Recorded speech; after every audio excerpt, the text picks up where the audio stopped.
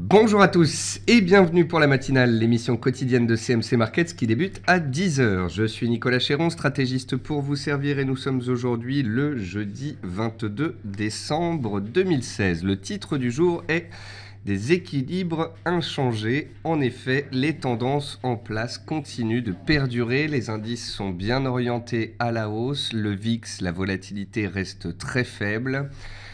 Concernant le dollar, on assiste à une petite stabilisation, une latéralisation qui permet à l'or et à l'euro également de se stabiliser à plat.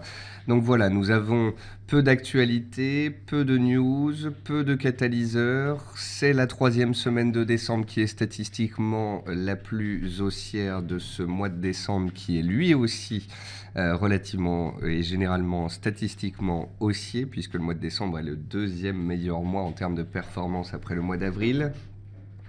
Donc voilà, on va faire un point sur ces marchés, sur l'actualité, sur les graphiques. Je vous remercie donc d'être présent pour cette matinale. Je salue tous ceux qui nous regardent sur YouTube. Avant toute chose, un avertissement sur les risques concernant le caractère purement informatif de cette vidéo et les CFD. Je vous invite à en prendre note. Vous pouvez utiliser les fonctions de chat et de questions-réponses en haut de votre écran pour pouvoir converser avec moi. Dans cette émission, on verra comme d'habitude les actualités marché, macro, actions, les statistiques économiques passées et à venir, une figure graphique reconnue par la plateforme de CMC Markets et bien évidemment, je répondrai à vos éventuelles questions. Alors, en termes d'actualité marché, le Dow Jones Industrial Average joue avec les nerfs des investisseurs, s'approchant des 20 000 points sans les toucher. Il reste haussier, il reste au-dessus de sa moyenne mobile à 7 séances, mais il n'a pas touché les 20 000 points. Est-ce que ce sera aujourd'hui? Est-ce que ce sera demain? Nous allons voir cela. En tous les cas, le suspense est à son comble. Tous les traders, comme je vous le disais hier, aux États-Unis, en salle de marché, ont déjà leur casquette 20 000 points pour le Dow Jones et ils n'attendent qu'une chose, c'est de pouvoir la sortir. Le CAC 40 et le DAX restent positivement orientés en tendance haussière journalière et ce jusque nouvel ordre. Qu'est-ce que le nouvel ordre? Eh bien, un nouvel ordre, ce serait tout simplement un chandelier de retournement baissier et ou une cassure de support. En l'absence de signaux de ce type, eh bien, les acheteurs gardent évidemment la main. Stabilisation du VIX sur ses plus bas annuels, sur ses plus bas mensuels également, à 14,15 points. La volatilité est très faible, les marchés sont complaisants, il y a un nombre d'opérateurs restreint sur les marchés, il n'y a pas de catalyseur fort. En l'absence de mauvaises nouvelles, d'éléments exceptionnels, eh bien, le VIX pourrait rester faible et ça caractérise des marchés qui sont généralement haussiers. Et puis stabilisation également du dollar index à 102,9 points. Hier, le dollar consolidait à la baisse et permettait à l'or de regagner quelques dollars. On passait de 1330 à 1335. Sur l'euro, on est passé de 1,04 à 1,0450. Ça reste de la stabilisation à plat dans des petits ranges en données horaires. Malgré tout, encore aujourd'hui, le dollar reste fort et l'euro, lui, reste bloqué sous les 1,0460, c'est plus bas de 2015. En termes d'actualité macroéconomique, les députés italiens, comme je vous l'avais dit, ont donné au gouvernement l'autorisation de mettre 20 milliards pour renflouer les banques en difficulté. Donc vous comprenez ce que j'essayais de vous expliquer hier et également tout ce mois de décembre. Plus les bancaires italiennes étaient en difficulté, plus la probabilité d'un renflouement soit par l'État, soit par la BCE était fort. C'est la raison pour laquelle plus la situation des bancaires italiennes était mauvaise, plus les cours des bancaires montaient. Je sais que ça peut paraître un peu bizarre, mais on appelle ça tout simplement le phénomène de bad news is good news. Ça veut dire qu'une mauvaise nouvelle, ici pour les bancaires, est une bonne nouvelle pour les opérateurs. Le problème, le renflouement par l'État italien de Banca Monte dei Paschi di Siena comportera plusieurs étapes et prendra 2 à 3 mois, rapporte jeudi le quotidien économique Tout Sol 24 Ore. Le cours du Bitcoin a touché mercredi un plus haut de 3 ans à 822 $. L'appréciation de la monnaie virtuelle sur 2016 est due à de forts achats de la part d'investisseurs chinois qui souhaitent se couvrir contre la récente baisse du yuan face au dollar. On a également eu des news comme quoi le Bitcoin était utilisé en Inde, puisque vous savez qu'en Inde, on a supprimé certains billets et l'État pourrait même taxer la détention d'or. Donc en ces temps particuliers où on a des problèmes notamment en termes d'argent, de liquidité dans certains pays, eh bien le Bitcoin peut être une solution. Le Bitcoin a également été très utilisé au Venezuela. Depuis plusieurs mois au Venezuela, il manque de nourriture, hein, très clairement. Donc certains ont utilisé le Bitcoin pour pouvoir commander de la nourriture sur des sites étrangers qui acceptaient le Bitcoin pour pouvoir le faire livrer au Venezuela, ou bien à la frontière. Bref, le Bitcoin est donc en appréciation et s'approche de ses plus hauts historiques. Côté entreprise, Johnson & Johnson revient à la table des négociations pour le rachat d'Actelion, donc ça booste Sanofi. Pourquoi? Eh bien parce que les investisseurs sont un peu, comment dire, certains cabinets d'analyse ne voient pas très bien quelle synergie pourrait mettre en place Sanofi avec la biotech suisse Actelion. Donc ces 2-3 derniers jours, les rumeurs allaient bon train concernant le rachat d'Actelion par Sanofi, puisque Johnson & Johnson avait quitté la table des négos. Mais apparemment, la société américaine revient à la table des négociations, pourrait racheter Actelion, et donc Sanofi en profite ce matin pour prendre la tête du CAC et gagner pratiquement 2%. Nokia porte plainte contre Apple pour violation de brevet et Nokia était la plus forte baisse du CAC 40 ce jour avec pratiquement 5% dans le rouge. Total et Petrobras ont signé hier un accord portant sur un ensemble d'actifs dans le cadre de leur alliance stratégique annoncée en octobre 2016. Et puis Technip reçoit le feu vert de la Haute Cour de justice pour sa fusion avec FMC. Et puis vous voyez que dans les hausses du jour, on retrouve BNP qui est sur ses plus hauts annuels, ce sont même des plus hauts de 8 ans. Et puis Peugeot, donc toujours l'automobile, les bancaires et en plus Sanofi en prime dans les hausses. Et voilà qui permet au CAC 40 de se tenir. Côté statistiques passées, on a eu les reventes de logements US qui ont progressé de 0,7%, alors qu'on attendait moins 1. Donc c'est un bon chiffre, meilleur que le consensus et un plus haut de 10 ans. Et puis ce jour, quand même un petit peu d'activité, hein, à 14h30 et 16h, on peut avoir de la volatilité. On a les ventes au détail au Canada, on a les ventes de biens durables aux États-Unis, les demandes d'allocation chômage, le PIB définitif, les chiffres de revenus des particuliers à 16h et puis les stocks de gaz à 16h30. Donc peut-être les derniers décalages, un peu de volatilité, que ce soit sur les indices américains et le dollar cet après-midi, avant que peu à peu les écrans de trading s'éteignent progressivement pour totalement s'éteindre demain après-midi. Et puis pour finir, une figure graphique reconnue par la plateforme de CMC Markets. Il s'agit ici d'un biseau descendant sur AUD-NZD en données journalières. Alors pourquoi est-ce que ce biseau descendant m'intéresse?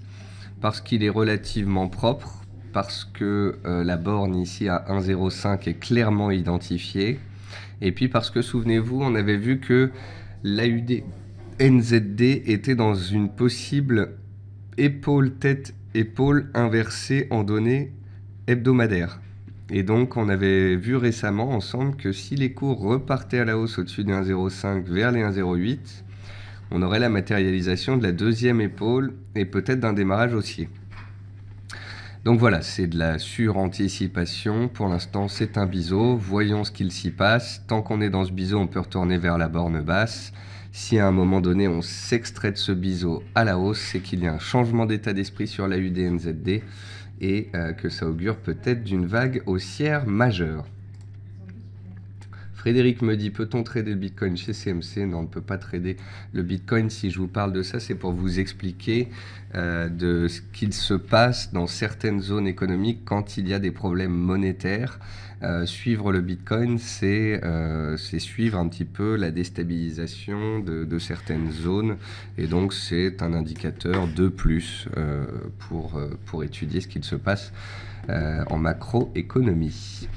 Alors, on passe à la plateforme de CMC Markets et sur les indices, le constat est le même. Tendance haussière mensuelle, tendance haussière hebdomadaire, tendance haussière journalière, canal haussier. On a approché de la borne haute, ça ne passe pas pour l'instant, mais pour autant on ne baisse pas. Tant qu'on est au-dessus de 4800 points, c'est haussier.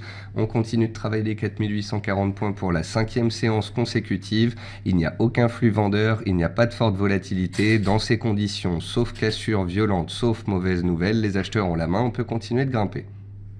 J'espère que c'est clair. Je vous le répète tous les jours depuis 2 semaines. Mais j'espère que c'est bien rentré. C'est la même chose sur le DAX. Le DAX est dans une belle tendance haussière, mensuelle, hebdomadaire, journalière. On a une oblique qui passe par tous les plus bas depuis 10 jours. Elle était à 11 430 points. On est venu prendre appui dessus ce matin. Juste en dessous, on a les 11 400 points. Seule une rupture de ce seuil journalier inviterait à plus de prudence et engendrerait certainement une consolidation. Quant à la hausse, eh bien, les objectifs se situent à 11 680 et 11 800 points. Comment est-ce que je trouve ces zones-là? Eh bien, tout simplement, je vais chercher les cours de 2015. Et si vous me dites, oui, mais Nicolas, c'est trop haut, on va pas y aller, etc., je vous dirais, on y est déjà allé une fois, on peut y retourner une deuxième fois. Et puis, je vous rappelle que on vient de passer les 11 400 points qui était une résistance datant de novembre 2015. Il n'y a donc plus aucune résistance avant cette zone des 11 660 travaillée en août 2015. Donc je ne vois pas ce qui empêcherait les acheteurs de continuer de grimper, et ce tant qu'on ne casse pas de support. Le VIX est stable, il s'est arrêté sur ses plus bas, cela fait 1, 2, 3, 4, 5, 6, 7 séances consécutives qu'il baissait. Aujourd'hui, on ne peut pas dire qu'il monte, on peut dire qu'il se stabilise à plat après 7 baisses consécutives. Et puis concernant le Dow Jones, il est toujours haussier, mais il a besoin de respirer comme un coureur de marathon, comme un coureur de fond. Eh bien, vous avez besoin de faire une petite pause de temps en temps. Eh bien, le Dow Jones, plutôt que d'offrir les 20 000 points à tous ceux qui les attendent, hier, il a consolidé. Et puis, aujourd'hui, on est posé au-dessus de la MM 7 jours et des 19 900 points. Tant qu'on est au-dessus des 19 900 points, tendance haussière trimestrielle, mensuelle, hebdomadaire, journalière, les acheteurs ont la main. Et ce jusque nouvel ordre, tant qu'on est au-dessus des 19 900. Les objectifs haussiers, eh bien, c'est bien évidemment les 20 000 points. Et puis au-dessus, on pourrait se diriger vers la bande de Bollinger haute supérieure, ici vers 20 300 points. On va passer aux actions. Sur les actions, très peu de baisse. Selectis toujours, qui travaille la zone des 16-17 € péniblement dans un range. Elle n'arrive pas à en sortir, donc il faudra attendre la sortie de cette zone de consolidation pour vraiment avoir un mouvement tendanciel. Sequana, elle consolide sa hausse récente après avoir pris 25%. Eramet, tout comme ArcelorMittal, elle consolide sa hausse récente. Le titre Eramet a quadruplé entre février et décembre. Il a trouvé un support à court terme, mais lui demander de repartir si rapidement, ce sera complexe. Donc peut-être que le titre va tout simplement continuer une consolidation pendant un certain temps. D'autant plus que de plus en plus de cabinets de recherche disent que les matériaux de base ont fait leur rebond et que c'est peut-être fini. ArcelorMittal a plus que doublé, Eramet a quadruplé, mais à un moment donné, cette hausse bien pourrait arriver à son terme. Dans les baisses, on retrouve aussi des titres comme Gemalto qui consolident un petit peu leur hausse récente. Ubisoft, même chose, toujours dans une tendance haussière de moyen terme, mais consolidation à court terme. Et on a très peu de baisses significatives. Dans les hausses, on retrouve Total Gabon, qui fait un beau double bottom de moyen terme. Voici un graphique hebdomadaire. 2014-2015, c'est la forte baisse. Depuis le début 2016, le mois de février, le 11 février, pour être précis, point bas du pétrole, eh bien, le titre n'a pas réussi à se reprendre concernant les pétrolières et parapétrolières. Et enfin, là, un courant acheteur semble s'emparer du titre et lui permet de se reprendre. On a un beau double bottom ici de moyen terme qui semble se dessiner. Et le titre n'a peut-être pas terminé son rattrapage. Même chose pour Esso. Alors Esso, je suis content parce que je vous l'ai publié hier sur Twitter. Graphique mensuel qui parle de lui-même en fait. Je ne sais pas si vous voyez comment dire, la ressemblance entre cette baisse dans un biseau puis la sortie et cette baisse ici avec le chandelier qu'on est en train de faire. Regardez ici, en septembre 2014, bougie rouge, bougie vert petite mèche, bougie rouge, une belle verte pleine, puis on démarre. Et là, on a quoi? Bougie rouge, une verte avec une petite mèche, bougie rouge et une belle verte bien pleine, un avalement haussier mensuel en cours sur le titre SO. En bref, ce chandelier en cours augure peut-être d'une suite plutôt positive sur le même modèle que l'appréciation des cours en 2015. Et puis après, on a des titres comme Neopost qui sont dans des rattrapages haussiers de moyen terme qui continuent d'être recherchés. On a Sanofi qui donc a bien pris appui sur les 74 € à plusieurs reprises et remonte vers ses plus hauts récents.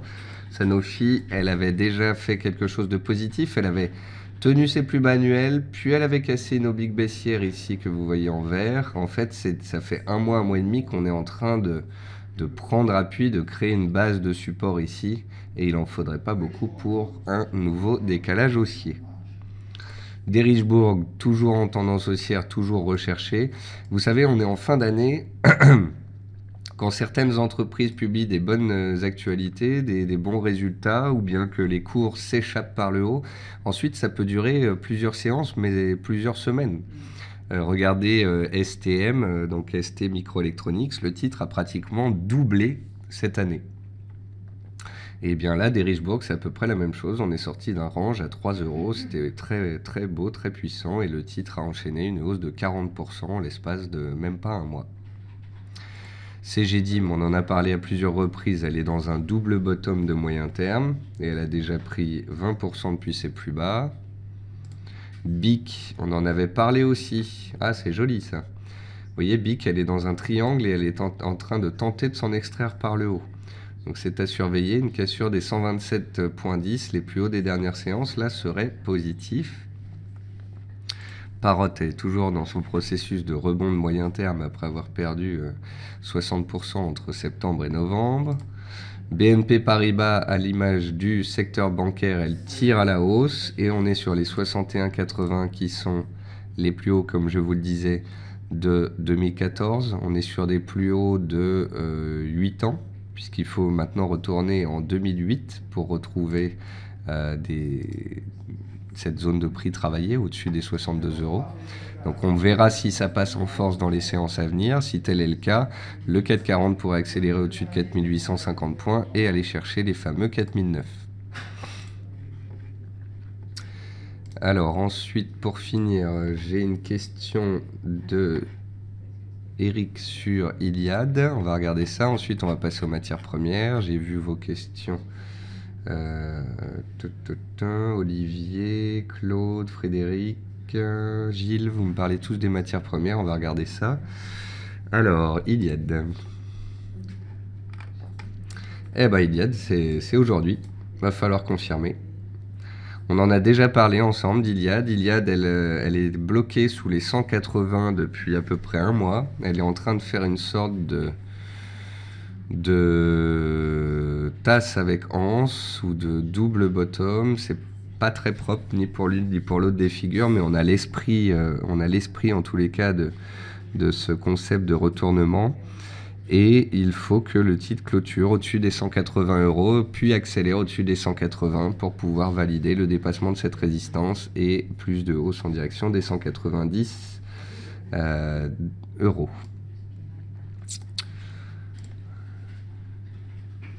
Alors, Loïc me demande de regarder Ruby. Bah, Ruby, c'est pas clair. Tendance haussière de moyen terme, tendance baissière de court terme. On est dans un petit canal haussier à faible pente que j'ai vu d'un coup d'œil.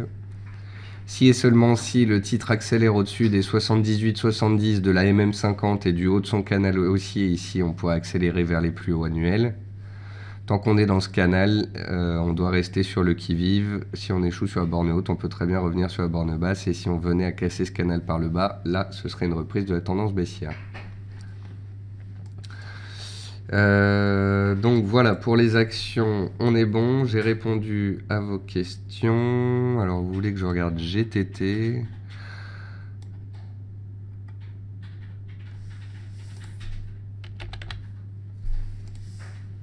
Gaz et transport, ça c'est quelque chose qu'on avait regardé. Alors...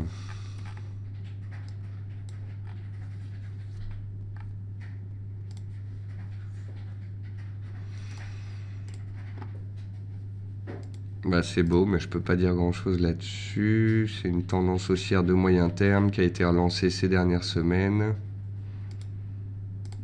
C'est une tendance journalière aussi très belle. Après, vous voyez, depuis le 9 novembre, le titre est passé de 29 à 39 euros. Donc, on a gagné plus de 30% à la hausse. On est dans une belle tendance haussière. Mais le timing d'intervention ici me paraît délicat. Donc, difficile de vous donner un avis sur cette configuration. Je passe aux matières premières. Ceux qui me demandent de regarder des actions maintenant, je vous ai déjà prévenu. Merci de me demander ce que vous souhaitez que je regarde en début d'émission. Sinon, je passe mon temps à aller sur les matières premières, revenir sur les actions, regarder les indices. J'ai Amilia qui me demande de regarder le DAX. Le DAX, on en a parlé au tout début, dans la partie indices, comme à chaque fois. Donc, souvenez-vous, l'ordre, c'est les indices, puis les actions, puis les matières premières, puis les devises. Et posez-moi les questions en amont que je puisse ne pas ensuite passer d'actif en actif et que je puisse anticiper la chose. Merci par avance. Nous voilà donc sur les matières premières. Donc sur les matières premières, le palladium toujours en consolidation, 5/6e baisse consécutive. On a échoué sous une résistance de moyen terme, souvenez-vous, au mois de novembre. On est en train de revenir vers les supports. Que m'a-t-on demandé? Le palladium, le palladium, donc voilà, c'est ça. Moyen terme, on a échoué sous cette zone des 750 et le support ici est dans la zone des 635, voire des 620. Donc on est en baisse depuis plusieurs semaines et on va approcher de zones de support.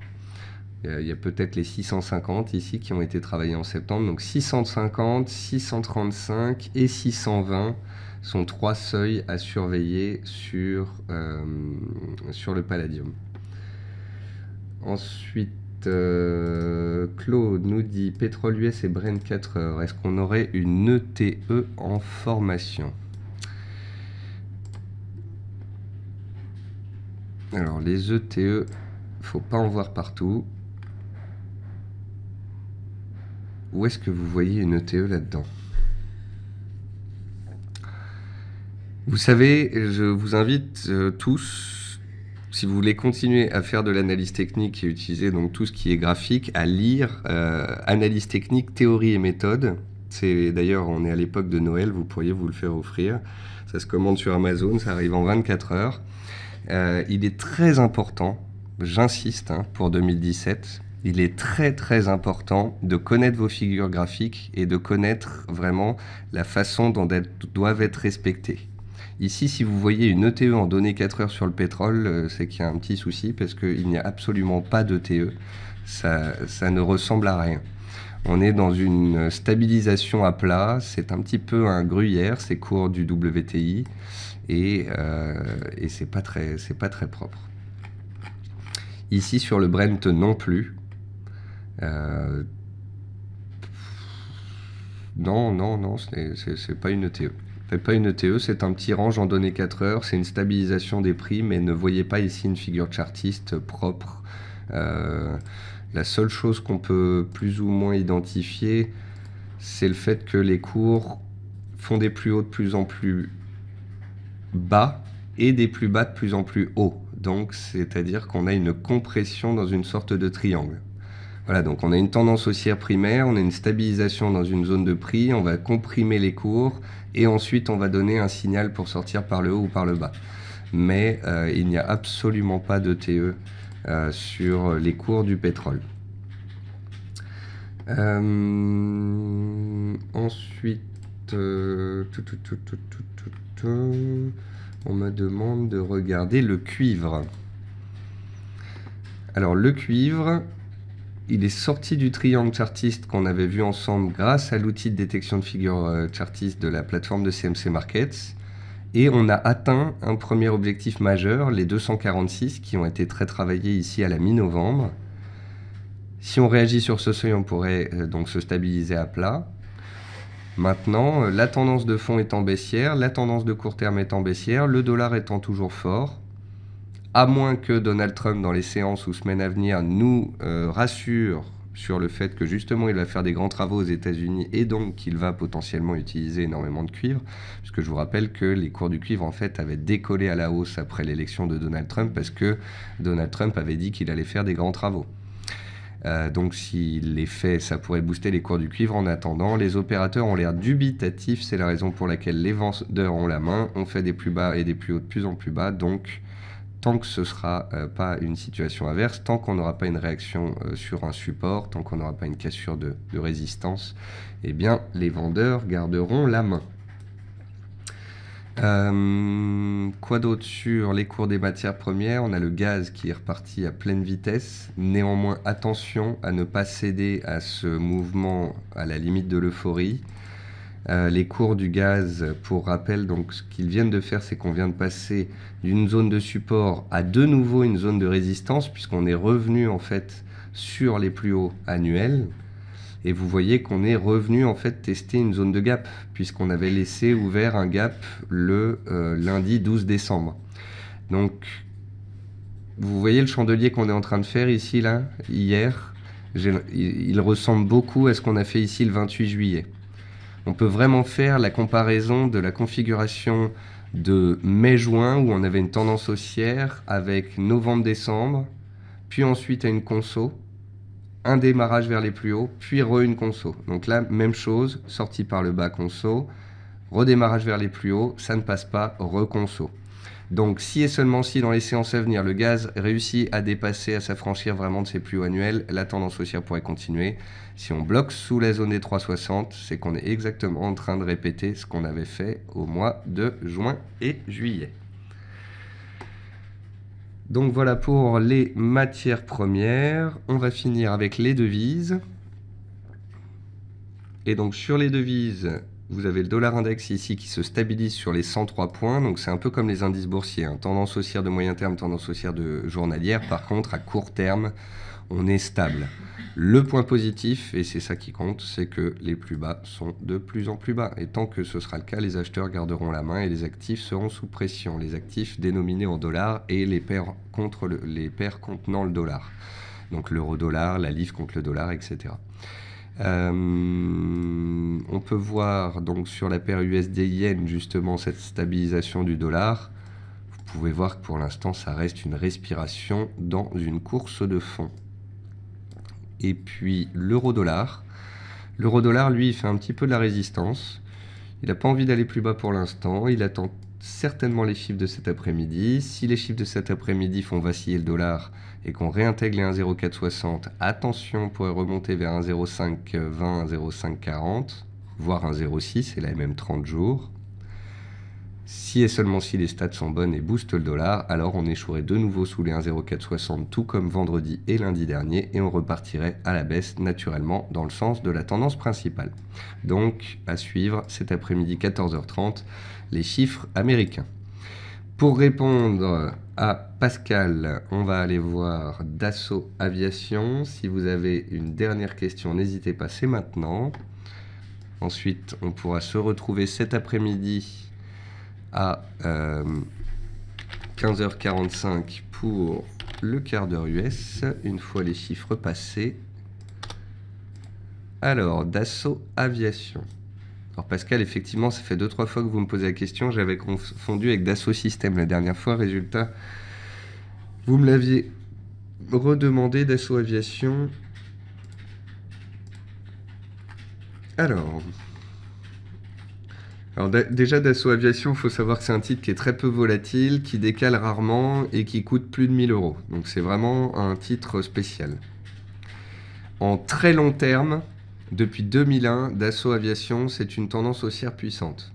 Hausse de 2001 à 2007, crise de 2008 qui a fait les ravages, et puis de 2008 à 2015, une belle tendance haussière. Vous pouvez voir que cette tendance s'est un peu amenuisée comme ça sur 2015, début 2016, mais ça a été le cas en fait sur de très nombreux titres de la cote. Ce que l'on peut voir, c'est que un mouvement haussier a repris forme, un peu comme sur le CAC 40 depuis le Brexit. Et puis, on est ici dans une tendance haussière qu'on pourrait peut-être matérialiser par un canal haussier. C'est donc voilà une tendance haussière. On évolue dans une sorte de canal haussier au-dessus des moyennes mobiles. Tant qu'on est au-dessus des 1000 seuil psychologique bien évidemment, et les 1015, travailler ici le jour de l'élection de Donald Trump, et puis retravailler ici fin novembre. Donc tant qu'on est au-dessus de la zone des 1000-1015, c'est haussier, pas de souci, on peut continuer de grimper avec les résistances suivantes, 1100, 1150 en visu. Si on casse les 1000-1015, là on change la donne. Et puis ensuite, Loïc nous dit, ton sentiment sur les chiffres à venir cet après-midi? J'ai pas de sentiment. J'ai pas de sentiment, je fais pas de l'anticipation ni de la boule de cristal. On fait de la bourse, on fait des constats, on attend donc les chiffres.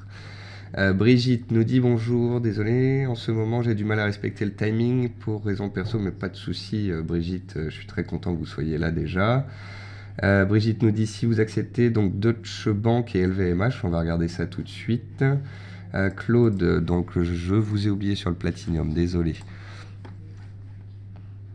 Alors, le platinium. Ah oui, le platinium, vous aurez noté qu'il est baissier depuis le mois d'août, hein, quand même. Donc il faut bien garder ça à l'esprit. C'est un métal qui est dans une tendance baissière de moyen terme. Il est comme les autres métaux précieux sous pression à cause de la force du dollar. À court terme, il est dans un range entre 895 et 950 et j'attends la sortie de ce range. Tant que la tendance baissière est en place et que le dollar reste fort, il y a des risques de revenir tester la borne basse, voire de la tester et de continuer à chuter. Par contre, si à tout moment, on venait à constater un beau retournement haussier sur les métaux précieux, donc baissier sur le dollar, là, le platinium pourrait être une configuration qui m'intéresserait. Mais je pense qu'il m'intéresserait s'il cassait les 950 $ sous lesquels il bloque depuis la mi-novembre. En attendant, ça reste très neutre, et donc j'ai pas grand-chose à vous dire là-dessus. Alors, vous voyez un biseau descendant plus une divergence RSI. Alors, le biseau descendant... On va essayer de voir cela. C'est ça que vous voulez tracer en fait? Un biseau descendant de la sorte? Eh bien c'est très bien vu. Chapeau. Et ensuite on va regarder les indicateurs, le RSI. Non, RSI classique. Hop. J'ai plus rien à vous apprendre Claude, hein. On est sur un support clé, on est dans un biseau, on a une divergence sur le RSI. Alors, être dans un biseau descendant, ça veut dire qu'on a 75% de chance d'en sortir par le haut. Mais je préfère en attendre la sortie plutôt que de l'anticiper, vous le savez. Constater une divergence sur le RSI, c'est positif. Est-ce que c'est pour autant une raison d'acheter un actif? Non. C'est un indicateur de prémisse de possible retournement. Donc vous avez ici deux indices qui vous disent que potentiellement vous tenez quelque chose. Maintenant, il n'y a plus qu'à attendre la confirmation. L'hypothétique confirmation. Alors Olivier me disait sous 246, où est-ce que pourrait revenir le cuivre? Vous savez, je suis pas, comment dire, je ne définis pas moi-même les supports et les résistances du marché. Vous prenez un graphique, vous prenez 6 mois d'historique, vous regardez sous les cours, vous voyez les zones les plus travaillées, donc ici les 230 $, c'est un support. Vous voyez la zone récemment travaillée à la hausse qui n'a pas passé, c'est une résistance. En d'autres termes, en cas de cassure du support sur lequel nous sommes, le prochain se situe ici à 230. Et puis pour finir, on va répondre à Brigitte sur deux actions, LVMH et Deutsche Bank. D'une part, on a donc une bancaire allemande qui est rebondie fortement depuis 3 mois, qui a regagné plus de 50% depuis le jour où elle était censée potentiellement faire faillite. Donc on va regarder ça. Deutsche, peut-être que je l'écris mal.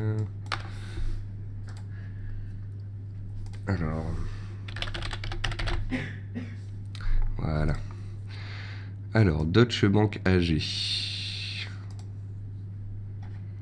Voilà, ça c'est le 30 septembre, c'est le jour où Deutsche Bank a failli faire faillite et où j'ai écrit un papier dans lequel le dernier paragraphe s'appelait Deutsche Bank too big to fail. Too big to fail, ça veut dire trop gros pour tomber. C'est une expression qui a été créée lors de la crise de 2008, lorsque les deux plus gros réassureurs américains, dont AIG, si je me rappelle bien, allaient potentiellement faire faillite. Et donc l'État les a aidés, et puis on a renfloué les réassureurs, on a renfloué les banques, parce qu'il y avait un risque systémique.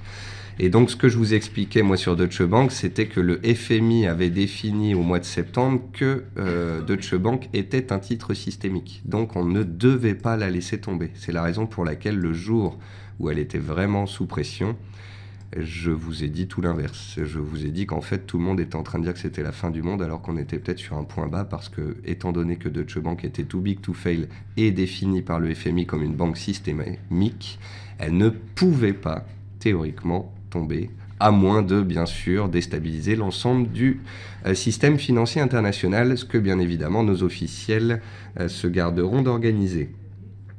Concernant Deutsche Bank, on est donc passé de 10 à 18,50. Le titre a pris 85% en l'espace de 3 mois et il est sous résistance.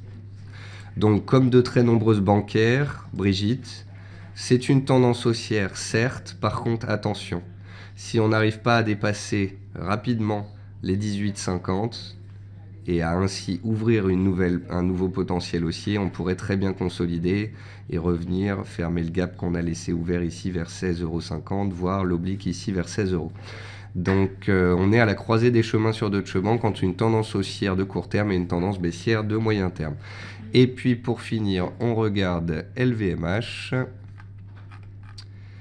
Et LVMH, c'est du luxe, c'est une tendance haussière. On en a parlé ensemble il y a peu, on avait tout tracé sur mon graphique. LVMH, je vous en avais parlé, je me souviens, à 155 € quand elle a cassé un canal par le haut, et je vous en ai reparlé il y a à peu près un mois. Je vous disais, elle était ici dans la zone des 168 €, qu'elle était dans une tendance haussière de long terme, de moyen terme, de court terme, qu'au-dessus des 169, on pourrait aller chercher les 173. J'avais quand même été prudent sur le fait qu'à 173, 175, c'était les plus hauts annuels, mais aussi les plus hauts historiques. Et je vous avais dit qu'il faudrait passer cette zone de prix, mais que si elle passait, en tous les cas, c'était beau. Et quand un titre atteint de nouveaux records, eh bien, il a tendance à accélérer, à continuer sa course, puisqu'il n'y a plus de barrière psychologique. Donc voilà, les résistances deviennent support. Donc 173,50 devient un support. Les anciens plus hauts historiques ici à 176,60 deviennent support. Tant qu'on est au-dessus des plus hauts, tant qu'on ne revient pas sous des supports, les acheteurs ont la main et on pourrait continuer de monter graduellement. Et après, si vous voulez cadrer la tendance à court terme, vous avez donc ce beau canal. Et puis si vous voulez encore cadrer plus à très très court terme, vous pouvez tracer une oblique qui passe par tous les plus bas et rester potentiellement positif tant qu'on est au-dessus de cette oblique, et devenir un peu plus neutre si on la casse.